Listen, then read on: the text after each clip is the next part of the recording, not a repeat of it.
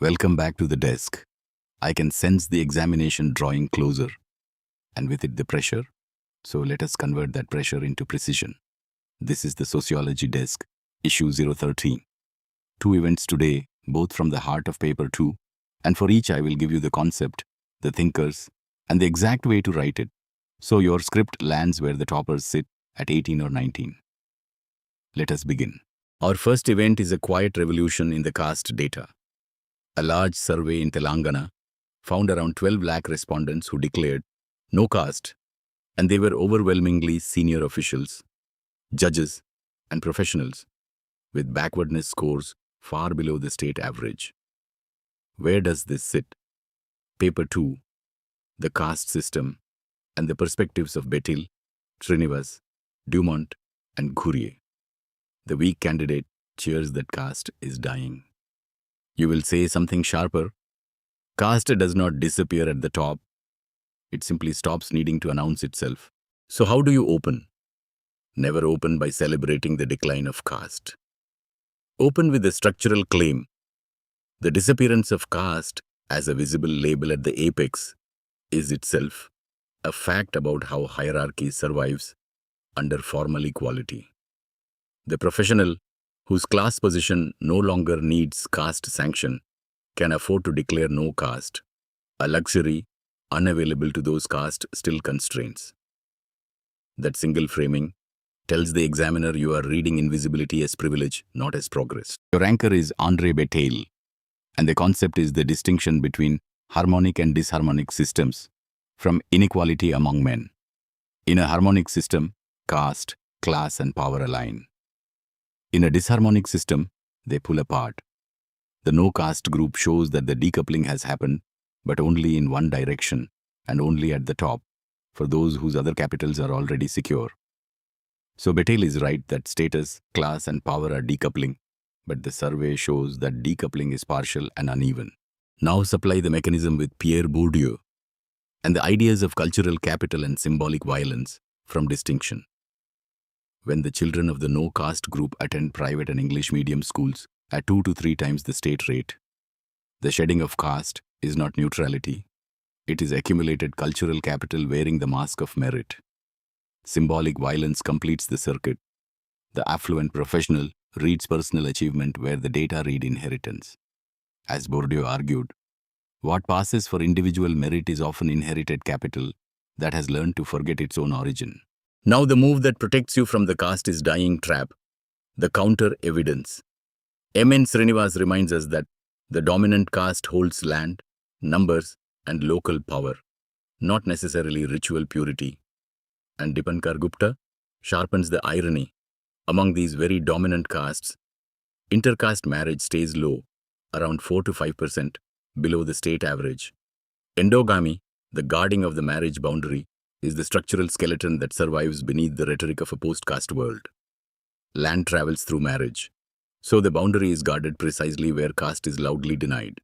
So, how to write it for Marx? The 14-mark script narrates the survey and drifts into reservation politics. The 19-mark script opens with invisibility as privilege. Names Beteille's disharmonic decoupling and locates it in the survey numbers. Supplies Bourdieu's cultural capital using the schooling data, not the income data alone, and then holds the line against a caste is dying reading with the endogamy figures from Srinivas and Gupta. It closes by noting that real equality may require a backwardness index, not a caste label as the benchmark. 4 perspectives, 1 disciplined argument, that is top band. Expect this. 20 marks, paper 2. Quote, every backward caste is not equally backward, and not every advanced caste announces its advantage, unquote. In the light of the Telangana survey, critically examine Beteille's thesis on the decoupling of caste, class, and power. And a second, is Srinivas's Sanskritization still adequate for post-liberalization urban India?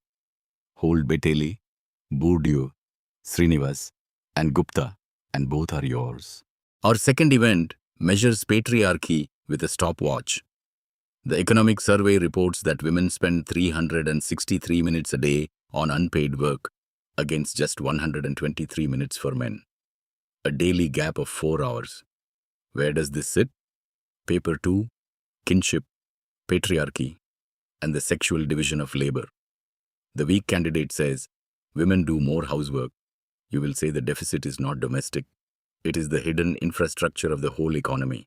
So, how do you open? Not with a complaint about chores. Open with the claim that patriarchy in India is most precisely measured, not in voice or visibility, but in the hours women lose to unpaid work. And note the paradox. The female labor force participation rate has climbed sharply from 23 to 42%, yet the unpaid burden has not fallen. Paid work expanded. Unpaid work did not contract. That paradox is your whole answer in one sentence. Your anchor is Leela Dube, and the concept is the seed and earth metaphor from women and kinship. Indian kinship casts the man as the active generative seed and the woman as the passive receiving field, naturalizing reproduction as female. The 4-hour care deficit is not a snapshot of choice. It is the operational residue of that kinship cosmology, a template that predates wage labor and survives it. Name Dube, and you give the asymmetry its cultural depth. Give though. Now, sharpen the political economy with Heidi Hartmann and dual systems theory from the unhappy marriage of Marxism and feminism. Capitalism and patriarchy are not one system. They are two, and they negotiate. So a rising participation rate is patriarchy reorganizing under wage pressure, not surrendering to it. And underneath sits Marx's point. Women's unpaid care, about 3% of GDP, is reproductive labor that subsidizes accumulation while staying outside the wage. The worker arrives at the factory already reproduced by unpaid female labor. How to write it for Marx? The 14 Marx script lists the numbers and calls for more crutches. The 19 Marx script opens with patriarchy as a time architecture, deploys Leela Dube for the cultural root, Hartmann for the dual systems, insight that paid work does not dissolve patriarchy, and Marx for unpaid care as social reproduction. Then, crucially, it adds the counter from Veena Das that reading those minutes only as oppression erases the ethical labor of care. So monetizing care without redistributing it across genders is a market correction, not an emancipation. Redistribution of time, not its commodification, is the real test. That nuance is what separates 15 from 19. Expect this. 20 marks, paper 2. Critically examine how the unpaid care economy sustains both patriarchy and capitalist accumulation in India with reference to recent time use data. Hold Dube, Hartmann, Marx, and the Das counter, and you own the answer in 250 disciplined words. Let us revise. 1. The no caste phenomenon, read through Beteille's disharmonic decoupling and Bourdieu's cultural capital, held in check by the endogamy data of Srinivas and Gupta. Invisibility is privilege, not progress. 2. The 4-hour care deficit, read through Leela Dube's Seed and Earth, Hartmann's dual systems, and Marx on reproductive labor, with Das as the ethical counter. And the rule that decides your rank. Treat the event as evidence and make the theory the destination. That is today's brief. If you would like the full answer blocks and model answers for these events, just leave your email in the comments or write to us at team@upscdesk.com and our team will share the subscription details. I wish you the very best with your preparation.